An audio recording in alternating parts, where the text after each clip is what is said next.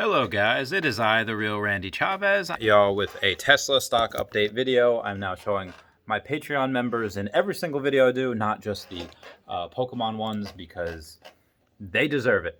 They deserve the recognition. So Tesla today, I feel like there's been a lot of lack of volume. I mean, that buying has been limited. Big entities I don't think have started buying yet. And this is not financial advice, this is just all my opinion. But also the selling, I feel like, has been very sparse. And at the 600 to 650 mark, we would expect some people to sell, at least trim some positions, and maybe take out some profit. But again, the volume's been limited. So I figure the vast majority of buying, I think, is still yet to come. Some sellers might be waiting to sell until December 18th or sell the week after. Lots of options expire December 18th, and even more options expire in January, though. And all this waiting is extremely bullish, I think, because it means that everyone thinks the stock is going to go higher. And they also don't mind having missed the 600 to 650 range in case it goes down temporarily. Like, they don't mind saying, like, oh, I could have sold here, now it's down here, because then they'll just wait for it to go back up. Again, just my opinion. Even with the extra 1% dilution that Tesla, I think, has done today, I can't prove it, but 1% dilution that they had announced. It was speculated the past few days. They announced it today that they'll dilute 1%, raise $5 billion. I believe the new baseline is 620. However postponed, selling pressure is probably building up. I think that buying is still to come. The buying that's still to come is outweighing the selling pressure, even after cross trades and dilution. Now, it's possible that Tesla settles at about 750. That's what I think it'll be after its inclusion, but it's a greater probability at that number than 650, and it's closed 12 cents under 650 today. So that's what I think. It'll settle at 750 as opposed to 650 because, again, a lot of the buying still hasn't happened yet.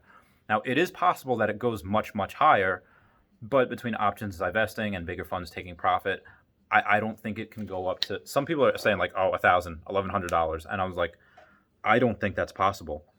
Now, have I been wrong before? Sure, but again, anything's possible. I just don't think that's right. But I think the increase will be gradual. A lot of people are saying, well, it's going to increase, it's going to go, and then it's going to pop, it's going to peak, and then it's going to go down after inclusion. But I don't think that's going to happen either. I see a steady increase even after the 18th, the week after, the week before Christmas. I mean, right now, Tesla shorts have lost about 35 billion this year. There's not going to be too many of them around still. Many Tesla shorts think that, these classic, ICE competitors, and not just them, just like my buddy Paul that just left the room, he's just like, oh, listen, like GM's launching their own stuff, Nikola's launching their own stuff, all these people, they're partnering. And I was like, okay, good for them, Paul, but they do not have the talent that Tesla does. They don't have the branding that Tesla does. And Tesla doesn't spend a penny in advertising. They just have Elon Musk, which has 30-something million followers on Twitter, and that's their advertising. Where everyone else is advertising, like even Ford, which has the best-selling pickup truck in the world, is unprofitable because they just a lot of it, as even Elon Musk said, is manufacturing. Now, Tesla doesn't have competition. They compete with no one. Everyone else is competing for second place. Many people have never driven a Tesla, and they bet against Tesla based on that lack of investigation. They just think, like, oh, it's an electric car. There's going to be electric cars everywhere. And okay, to their credit, eventually there are going to be electric cars everywhere.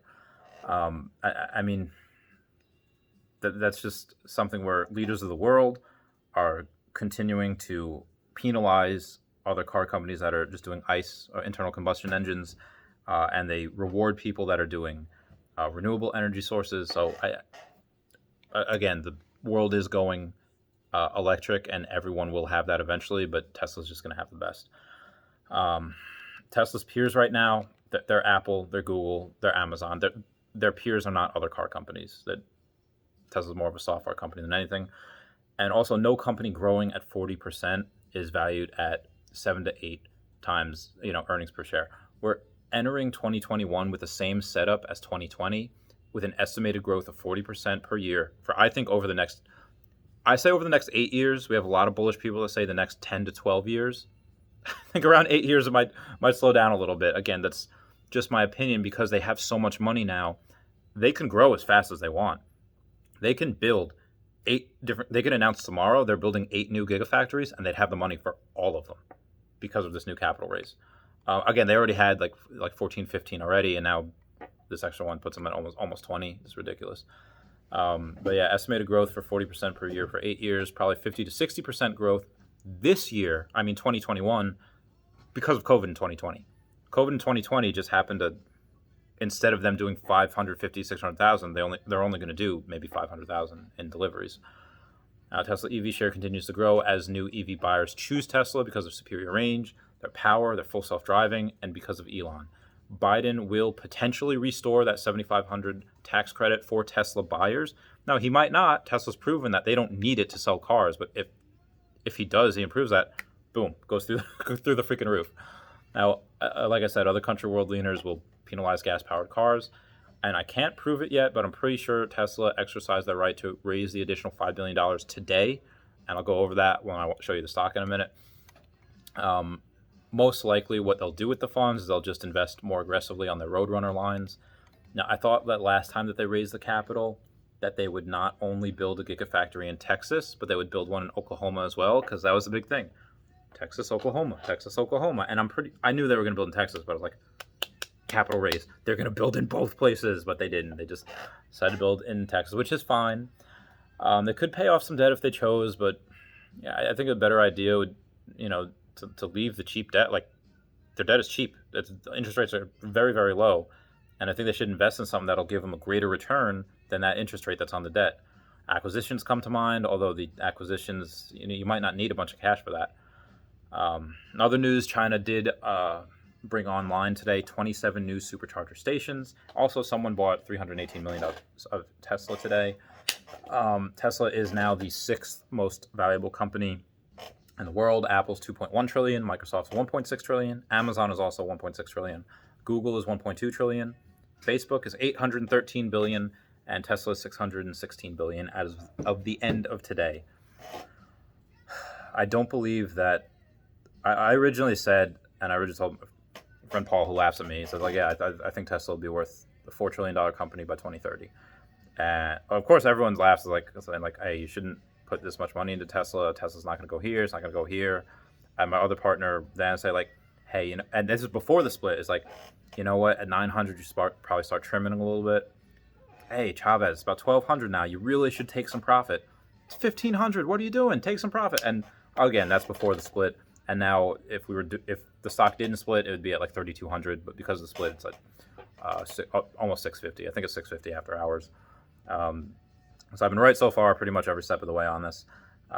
People saying that won't be included in the S&P 500 because Elon can't be tamed, which he can't be. So now moving on to the actual stock. Oh God, you guys are safe here. All right, sorry about that. Moving on. This is why I think that they had exercised that right today.